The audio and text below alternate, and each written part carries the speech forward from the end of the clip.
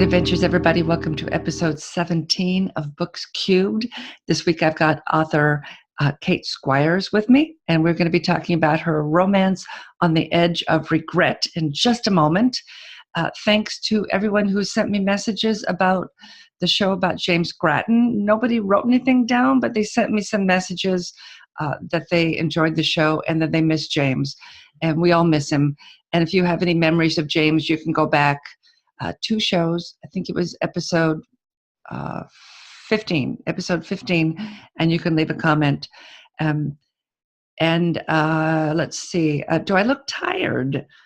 We have just back from Disney World, and we ran the marathon. That's all we did. We didn't do the Dopey Challenge. The Dopey Challenge is where you run a 5K, a 10K, a half, and a full over 4 days, one each day. And you're crazy if you do it, and we're going to do it next year. So we think. Yeah, we probably are. We think. We probably are. We think. So it's kind of like childbirth. You know, you run a marathon, and while you're doing it, you're thinking, I'm never going to do this again because this is nuts to be out here running for 7 straight hours. In our case, 7 hours, because we are slow runners. We just want to cross that finish line. That's all we really care about. That and pictures at Disney World. We stop and we get photos taken. The one that I regret that we didn't stop for this time was the grave diggers from the Haunted Mansion. They were out, and I saw a couple lay on the ground in front of the grave diggers like they were bodies being ready to be buried. And it would have been a cool photo, but we were a little slow because of me, and so I didn't really want to stop. I think we got 6 or maybe 7 photos. I'll put a link in the show notes. I'll have a few photos if you are interested, if you're a runner. If you're a runner, let me know. I mean, do you run marathons? Do you enjoy them? During them, I'm like, I guess I'm okay during them. It's the training for the marathons that really get to me. And my poor husband, he's always ready to go out the door and run. And I'm like, well, it's really cold outside, and maybe we need to sleep in a little more. And, oh, why don't we run tonight instead?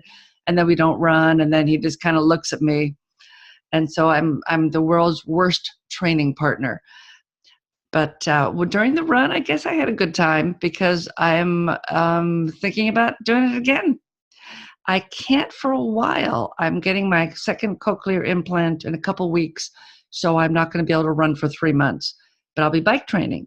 So I'm hoping to keep my leg muscles going. And then in April, when I get cleared to run again, I can just pick up where I left off. And we'll be all ready for marathon season in next January or November or whenever it's going to start. So in the meantime, I will just be biking, like I said, and wondering why I want to keep running marathons. I don't know. It's kind of an addiction. Maybe it's the crowd. The Disney Marathon is really fun, and being around all those people, there's such just a great feeling of everybody helping each other out and encouraging each other and sticking by each other. It's just a really nice community, really nice. And we need to, I don't know, maybe branch out and check out some other communities too. We talk about going to New Orleans to run one of the rock and roll marathons. So maybe that's in the future too. I'd love to go there and see my friend Mia. Mia, if you're listening. Hi, Mia. We'd like to go by there and check out one of those. Have you run a marathon in New Orleans? Let me know in the show notes. And if you have run marathons, what was your favorite? Again, comments, show notes. So we're going to get to Kate now, and we talk about her book and chickens, my favorite thing in the world. Love chickens. So I will see you after. Okay, everybody, I have got Kate Squires with me today, and she is great. You're going to like hearing from her. She writes romance, and I met her in Tampa, Florida at a writing, I guess, convention, we'd call it. There was, 50, 60 other writers there, something like that. Let me read her bio real quick. I have to get to that page. Okay. So, Kate Squires was born and raised in Ohio, where she still resides with her husband and children. She's always loved writing, but never ever thought her life would lead to sitting in front of her laptop for hours on end, creating stories other people would read someday. Kate has dabbled in all sorts of odd jobs, ranging from dog groomer to dance instructor, and even a chicken farmer, which I can't forget to ask her about. And her true passion is creating characters out of thin air and making them do her bidding. Currently, her list of published works are That Kiss, That Promise, I Will Catch You, Tracing Hearts, When Love Breaks, When Love Walks, and On the Edge of Regret, which we'll be talking about today. For more information, you can find her on her website at www.katesquires, SQUIRES author.com. And so let me get back here to the video. There we go. Welcome, Kate. Hi. How are you today? I'm pretty good. A little nervous, but I'm good. That's okay. I was thinking I heard a clicking noise. I guess I don't. Okay. Hopefully we don't hear any clicking noises or we'll have to do this all over again. Oh, God, don't make us do it all over again. Okay. Poor people and me asking them the same questions over and over. Okay. So your book is On the Edge of Regret. Tell us a little bit about it. Well, it's basically about a group of 6 kids that grew up in a small town. They grew up together, and the main characters end up in a relationship as teenagers. And one day, the Bricks is the girl's name, and Nash is the boy's name. So one day, Bricks just moves, and nobody knows why, and she just moves. 6 years later, a tragedy forces her to come back to her hometown, and she has to deal with the aftermath of what her friends think of her, especially her ex-boyfriend. So, and that's basically the beginning of it. And I don't want to. That's the beginning, yeah. And there's lots of nice twists and turns in there, so it keeps you wondering what's going to happen to them next. So you want to read a little bit from it to give everybody a taste? I can do that. I'm going to set this up a little bit because it's kind of in the middle of the book. It's basically Bricks and Nash are sent on a mission from their one friend, and I won't say what it is, but they end up in a hotel room together. She's anticipating kind of hashing it out, talking and resolving their issues, basically. And he is very much interested in rekindling what they had. And she's just very resistant. She has a boyfriend, whose name is PJ. And Nash isn't really happy about that. But so this is what happens when they're in the hotel room on their mission. And this is from her point of view, by the way. So what are you trying to say? I asked meekly. Stay. What? Stay in Ashton Falls. Work there. Live there. Please. I stand, letting go of his hands, and begin to pace. Nash, I don't think you know what you're asking. What about my home? What about my job? I can't just pick up and leave everything I've built for the last 6 years. I stop pacing and look into his eyes. What about PJ? My eyes follow him as he stands and walks closer. Do you remember the promise we made to each other all those years ago? I swallow. Of course I do. What was it? He asks, as his eyes sear into me. We swore to each other that we'd never tell anyone else we were romantically involved with that we loved them unless we truly loved them more than we loved each other. The corner of his mouth twitches ever so slightly as he takes a step closer to me. Have you told him you love him? He says, taking another step. My heart beats wildly as I look anywhere but at him. He steps closer again until he's just inches away. Have you? I turn my head, but his hand touches my chin, steering it back to center. Bricks. His voice is soft, seductive, and I'm not sure how much longer I can take being this close to him. Look at me and tell me. I finally find the courage to look at him, and it's as if his eyes pierce through to my soul. Have you told him you love him? I open my mouth to speak, but I can't say the words. He sees my hesitation and goes in for the kill. With his hand still on my chin, He lets it slide around to the side of my neck. His fingers easily glide into my hair, and his thumb rubs gently back and forth against my cheek. I need to know, he says, just above a whisper. I close my eyes, my lips part fractionally, and my heart is about to leap from my chest. I can feel his warm breath against my cheek as his lips graze my ear. Yes or no, Brix? A sharp intake of breath fills my lungs before I exhale in desperation. No, I say, and it's as if I just confessed every sin I've ever committed. The relief is profound, but I now know I've opened up an enormous gate. I feel him smile against my cheek and hear his satisfaction as he hums his exhale. Good. I can work with that. He steps back, donning a triumphant smile. He's not going to give up, but then I'm not sure I want him to. Oh, I like It's good. It's good. So the name Brix, I can't remember. Did it stand for something? It doesn't. It's an unusual name.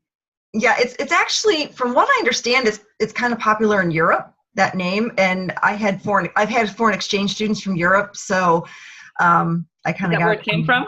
Yeah.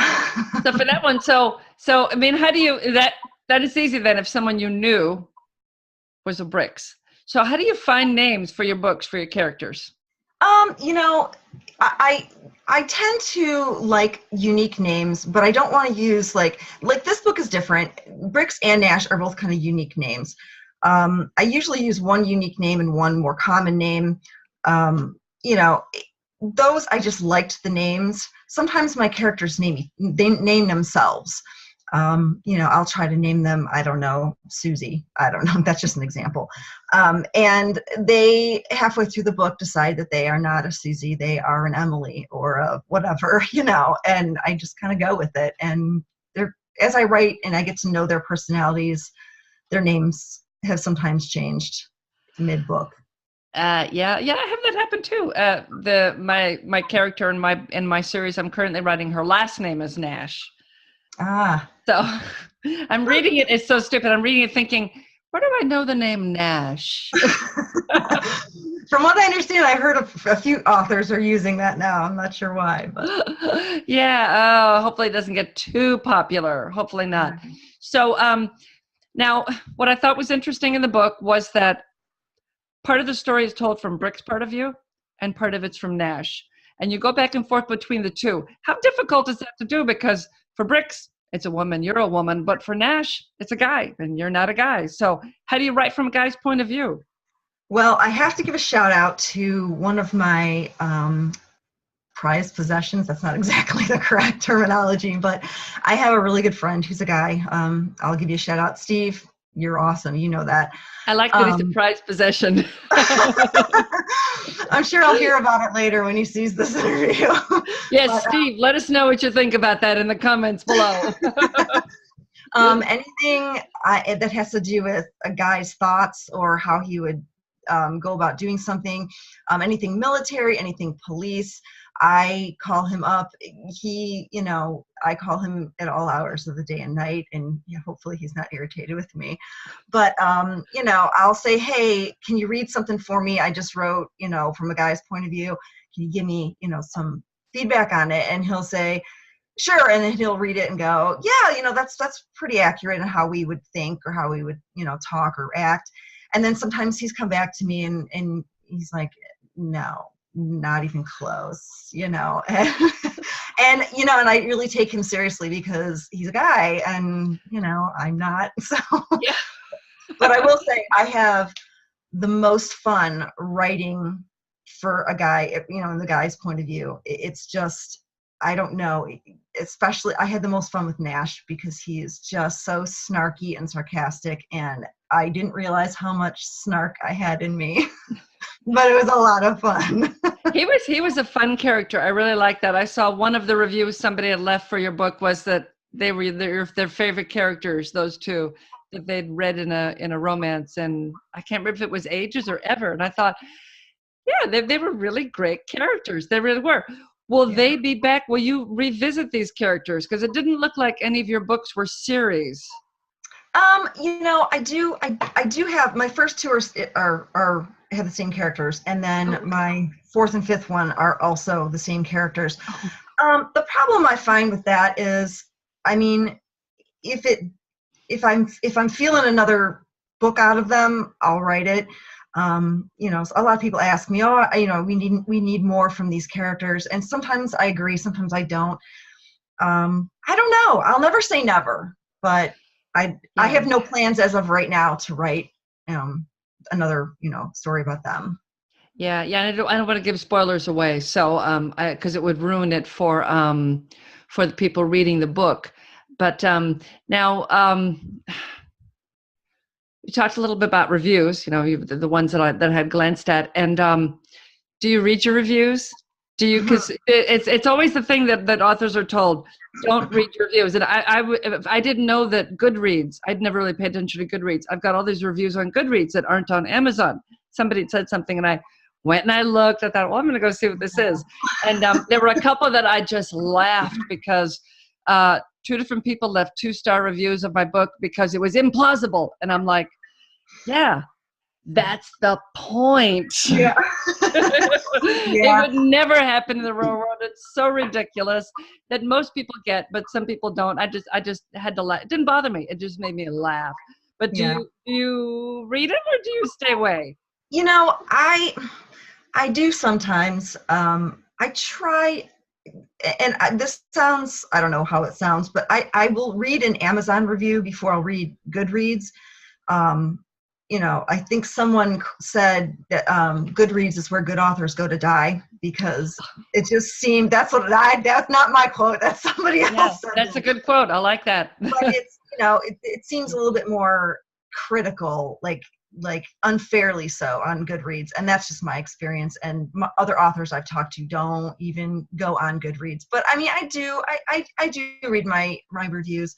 I've actually learned a lot about me as a writer from reading my earlier reviews from my earlier books, and have corrected a lot of things over the years from, you know, constructive, you know, criticism. You know, people have their own opinions on storylines, and, you know, if I like the color blue and you like the color red, neither one's wrong. It's just different. So I try not to take it to heart, and I don't really as much as I used to. So. Yeah.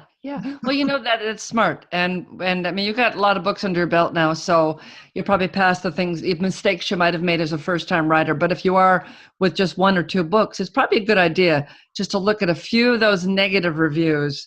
And I know as a reader, if I see all 5-star reviews, I'm a little nervous about, are those real 5-star reviews, or are they family members? Right. You know? And so I hesitate, and I always, book covers catch my eye, and then I go to the sample, and I always read a sample before I buy. And then I look for the audio version, because I prefer the audio version, because I walk my dog a lot and I drive a lot in the car. So, excuse me, I want to be able to listen to stuff. And Sure. I prefer that. It's just, I have more time when I'm looking at things. I prefer to write because I have very limited time. So I prefer audio. So if you're a writer, get audio versions of your books. That would help me so much. And things like Findaway Voices, you can do a 50-50 split. You don't have to pay the person up front. But anyway, so that's my little ad for Findaway. They're great. Are you going to be doing audiobooks versions of your books? I have one on audio. I Will Catch You is on audio. I've tried to get the other ones on. I've had a few people audition for them, but it's the sound quality or the voice quality isn't exactly what I was looking for. So I refused that. But yeah, I would love to get all of my books on audio. I just haven't invested a lot of time into doing that. Yeah, I've got, well, you know, if you're interested, I'll send you an audio version of my book, and you can listen to my narrator. Absolutely. And see, she might not be right for romance, and I can hear her smacking me over the head, but because it's like she's an actress, so every role is different. I always laugh when people say, "Did you see so and so in that role?" I never would have imagined them, and it's like they're an actress or an actor. Right. Of course, they can do the role. You know, it's so Sure. silly, so silly. So let's see. Oh, okay. Here's a good one.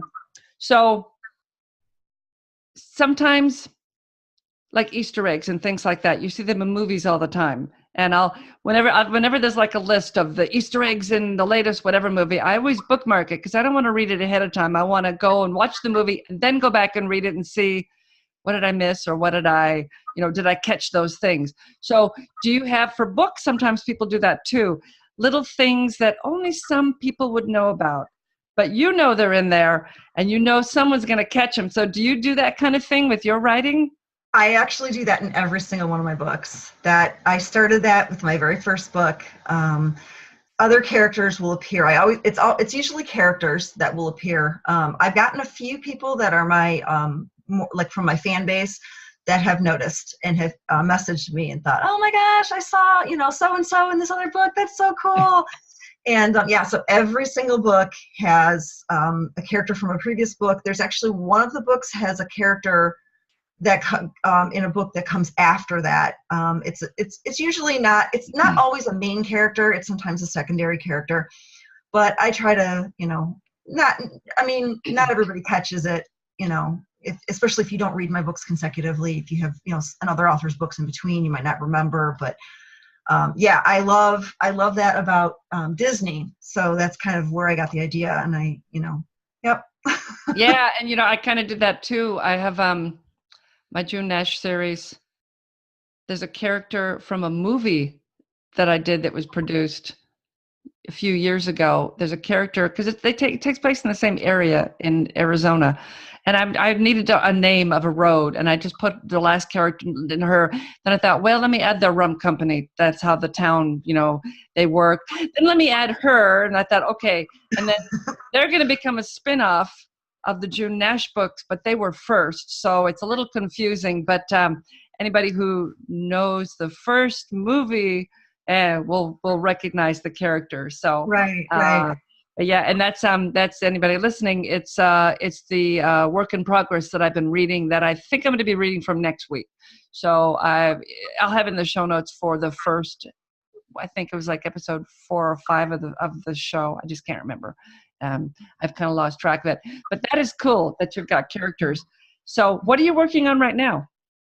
I have kind of 3 books in the works. I have a 2-book series. I actually got the idea for the second book in the series before I got the idea for the first book. So then I had to stop the second book so I can, establish my characters' personalities first. And then I had another idea, which I frequently do, and I started another book, which is very early on. I started actually writing it on my phone on an airplane because I got the idea and that's where I was. So you got to do it then. Yeah, exactly. I mean, and as a side note, and I don't know, this doesn't have anything to do anything, but my very first book, That Kiss, was written entirely on my iPhone 4S in the notes section. Nice. And I've done the same thing. I used to work on a beer cart on a golf course, and I would get out to there was the first hole, the second hole, then there was an area where the bathrooms were, and behind me was the 6th hole, and across the street was the 3rd, 4th, and 5th hole. So sometimes it was really crowded on the course. So I would get to that point and just start writing. And I wrote like the draft of one thing that I never continued writing, but I got the whole first draft in little 10-minute increments, and it can be done. It can be done. And it's amazing how much you can get written 10 minutes at a time. Oh, yeah. And did that book end up becoming one of the books you published? Yeah, it was my first book, That Kiss. Oh, nice. I just started writing it just to write and never intended on publishing it. But my coworkers, I was writing it while I was at work during breaks. And I started passing my phone around. They're like, oh my gosh, this is so good. Where's the rest? I'm like, well, I haven't written it yet. Are you sure it's that good? So. Yeah. Oh, nice. That's good. That's good to get the encouragement from everybody. Yeah. That's nice. So when you write now, do you work at home? Do you head out to a coffee house? What do you do? I'm at home. I have this cute little roll top desk that I rescued from someone's tree lawn, and I fixed it all up. And it's pretty much where I'm sitting right now. And on my laptop. So yeah, for my second book, for Christmas, I bought myself a laptop. It was a little easier on the eyes. Yeah. I think I did NaNoWriMo in 2004. and I had a Palm Pilot and a foldable keyboard. So here, laptop, Palm Pilot, and I'd be Oh lost in my a sea of gosh. laptops. Right, right. But it worked. It worked good. I got more written that time than any other time. I don't do it anymore because I'm always writing now. But I got more done because I could only see like 3 lines at a time on the Palm Pilot, and I could never go back. It wasn't easy to do. Oh my gosh. And so it was, if somebody's, I know there's all these programs for turning your computer off, and there's one that the words will disappear if you start to slow down or you pause for too long. Oh, right. And that's crazy. That's crazy. Yeah, But no. if you really want to not see what you're doing, just get a little Palm Pilot and a foldable keyboard and just start writing, and then you won't see it until you go home and upload it to your computer. And then you scream really loud and go, oh my gosh, delete, delete, delete. Yeah. Then you can delete. Don't delete till you have the full first draft. Don't delete otherwise. Okay, so chickens. You worked as a chicken farmer. Yes. Well, it's not past tense. It's current. We have chickens. Yeah, we have a horse, 2 goats, and I don't even know how many chickens, maybe 20, 25. I love chickens. We have fresh eggs every day. I used to live in Key West, and they're everywhere. We lived off the island on Raccoon Key, which was really Key Haven. The official name was Raccoon Key, but nobody called it that. And so if you're going down Highway 1 and you get down to the Shell station right before the entrance to Key West, we lived just up that road up there. And right after we were just getting ready to leave, one chicken made it out to our area, because the island was just full of chickens and cats and things. And most of the locals hated them. I loved the chickens. I love chickens. Love them. And she had just made it out to us, and I thought, I should have had somebody come out and catch her and take her back, to the main island. There was somebody that would wrangle them and take them back, because I know that the neighbors did not like chickens, and I was worried they were going to do something to her. So hopefully she was okay. And that and the iguanas. We just had iguanas everywhere. Oh boy. Nuts. And they were huge. They were everywhere. We would go ride our bike, be riding along, and they'd be on the sidewalk, and they'd run in front of you. Oh my They're all sitting off to one side, and you're riding your bike, and I would run iguana tails over all the time. Oh my gosh. All the time. So what do you have? My friend had fuzzy chickens, the ones that looked like they had furry feathers. What kind do you have?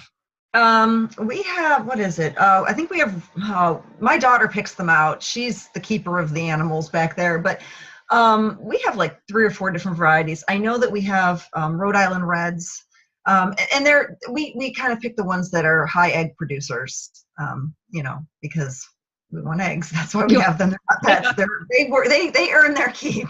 So. Do you go to chicken auctions? No, we actually order them online. We get them as day-old chicks, and that's how we get them. So I went, Joe, if you're listening, my friend Joe took me to a chicken auction. This is when we lived in Alabama. Best thing ever. It was just this old barn, and they had couches and chairs, and people brought their own chairs, and you would just have everybody inside there, and they would just auction off chickens and various things. And I kept wanting to stand up and turn around and take a picture of the audience. It was the most eclectic, bizarre group of individuals, and I had the best time ever. And she kept making me sit back down. Don't take pictures of people. Sit back down. But if you can ever go to a chicken auction, don't pass it up. It's just for the experience, because maybe it'll make it into one of your books. Just the experience itself was so wonderfully bizarre. I don't want to insult the chicken people, because I had the best time ever, and I would have gone back again, but we moved. But I highly recommend chicken auctions if you can ever go to one. They are fantastic. So when you're not buying chickens, what are you spending your earnings as a writer on? Anything bizarre or unusual that you bought? No, not really. I mean, most of my royalties go right back into, producing more books. I do, last year I did, I think 3 or 4 in-person author events, which can be actually pretty costly, as I'm sure you know, especially if you go out of state. I went out of state twice last year, Tampa and then Phoenix. So most of it kind of just sinks right back into my author stuff. So Yeah. Yeah. And we met in Tampa, and it was at a old courthouse, which was supposedly haunted. Now, you didn't spend the night there, though, right? no, I have No, family there, so no. we spent the night. I didn't see any ghosts. Did you, when you were wandering around the halls, did you see any ghosts? No, and I didn't even know it was haunted. I'm so disappointed because I would have been looking for that. Because no, I wish I had, but no. No, it was great. It was on one wall. There was like some things on the wall that you would see in a courthouse, and the wall that you were against was the wall where the judge sat. And then if you went into where the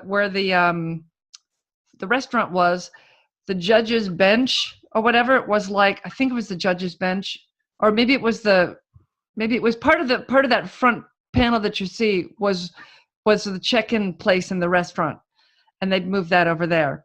Maybe where I don't know, but it might have been where the judge is. I don't know, but it wasn't that tall. But maybe it was just taken down off of something. But it just lots of marble, lots of huge, high, 25-foot ceilings, lots of doors with frosted glass with the word private. And the ice machine, couldn't find the ice machine. And finally, I opened this door that said private. You could see it said private, so it was backward on the inside, and the ice machine was in there. So they turned the door the other way, so at least you knew to go in there. But right. But it was a fun hotel, and we met a lot of interesting people. We met you. Met a lot of interesting people. Wasn't in the most interesting. I mean, it was really quiet part of town, unfortunately. So we didn't have a lot of people wandering through. But I know you did a fest because my daughter was going to go and she didn't make it over. You did one in the Phoenix area. And I know from the pictures, it was just crowds around your table.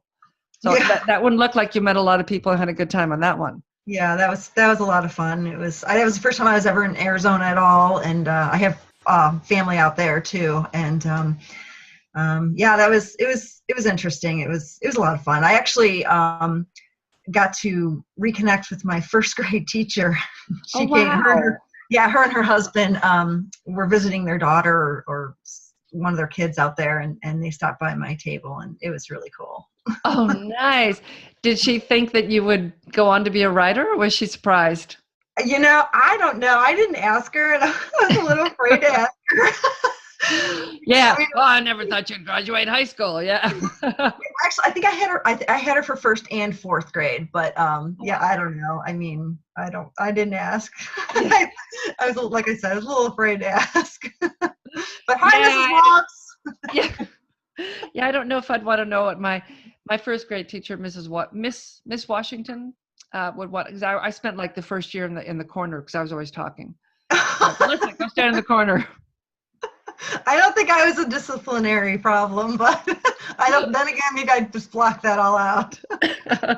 Yeah, I was a problem. So you said you got something you're working on now.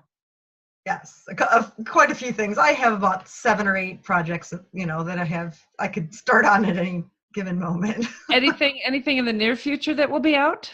Well, as a personal goal, I have always said that I will publish 1 book a year. Anything beyond that is just icing.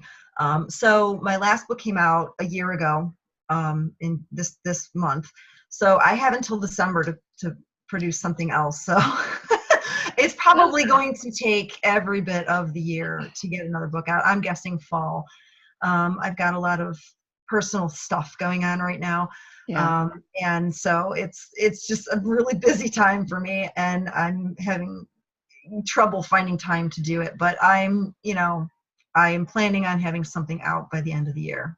Okay. Do you have a newsletter so that if people want to find out when your next book is out, they can join your newsletter? I do have a newsletter.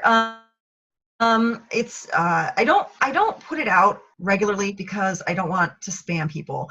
But my website has every bit of information. It has the synopsis of all my books. It has the first full chapters of all my books. So if anybody wants to, see if my writing style is for them, or certain books are, for them or not. And my newsletter, you can sign up on my website, and that's And it's www.katesquires, SQUIRES author.com.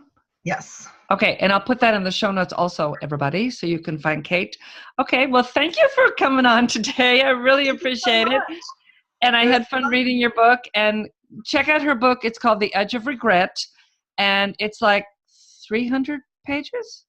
I think it's a little over. It depends on, I don't know if it's Kindle it's something a little longer than that. I think it was, I don't know, 7-8 hours, something like that, if you're reading it. Something like that. It was a nice read over the last week. I had a really good time reading it. So have a look at it. Check her out, and I guess that's it. And I will let you go. Okay, sounds good. Thank you so much. Thank you, and you have to send me some pictures of your chickens. I just love chickens so much. I will do that. Send me a picture of her chickens. I'll add it to the show notes there. And if you send it to me like the next 20 minutes, I'll add it to the YouTube video. I'll stick it on the end here. Her chicken. Okay. Okay, well, thanks. Hang on for just a second and just wave goodbye to everybody if you're watching Bye. the video. Bye. Thanks, Kate. It was a little too snowy for pictures of the chickens, but maybe we'll get some in the future. Next week, I'll have a reading from my work in progress, which is tentatively titled 4 Bullets and a Ghost, but that title will probably change. And if you look in the show notes, I'll have links to previous chapters so you can be caught up.